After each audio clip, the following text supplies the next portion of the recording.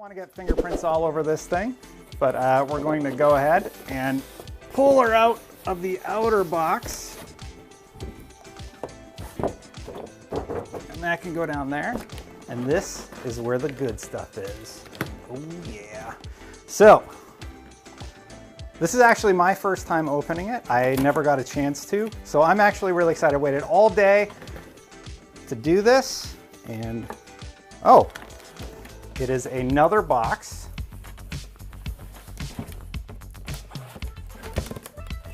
All right, so the first thing that you see on the inside is the power cable. You have the new controller and the manuals. Ooh, yeah.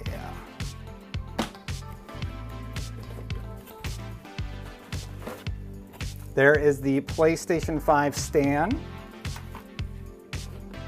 Provided HDMI 2.1 cable.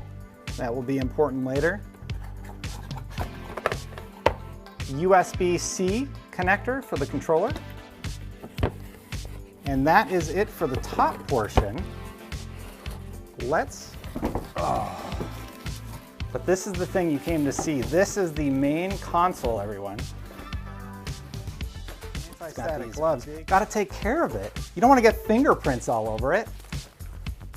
Especially not when you're doing one of the world's first unboxings of the PlayStation 5. There it is. Wow.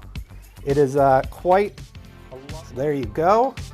Logo placement right here. It feels like it's breathing, and it kind of reminds me of what the Xbox did, actually, with its sort of breathing in design. All of your inputs, you got power, HDMI, Ethernet, and then the two USB 3.0 ports.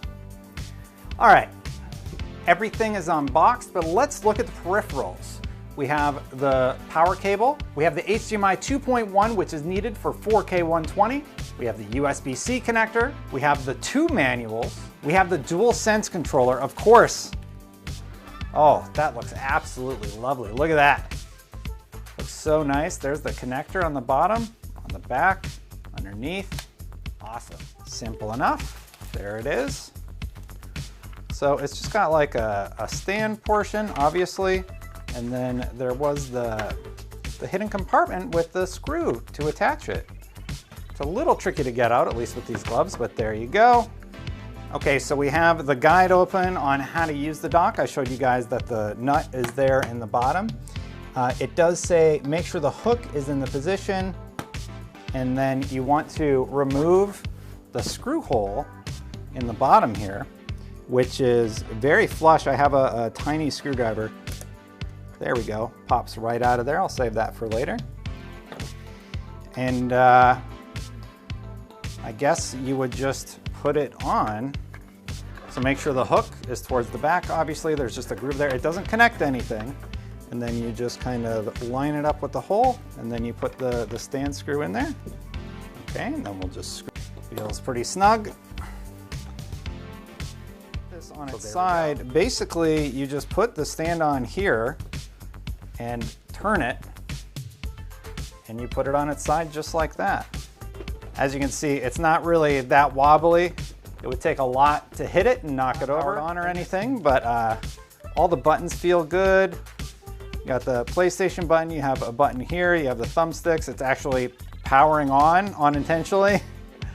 So it's got a charge right out of the box. That's awesome. Let's see the DualSense next to an Xbox One X controller also. As you can see, they are much closer in shape and size, especially when you compare it to a PS4 controller. I gotta be honest, I do really like the form factor and feel of the new PS5 controller. Okay, now let's look at the PlayStation 5 compared to every console I have in my house. A PS2, a PS3,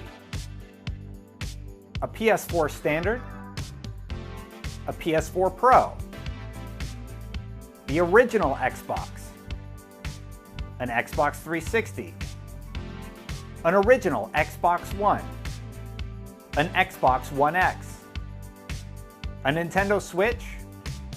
Wait, you like PlayStation 5 videos? Well, great, because I also unboxed all the accessories that Sony sent over. Check it out right here.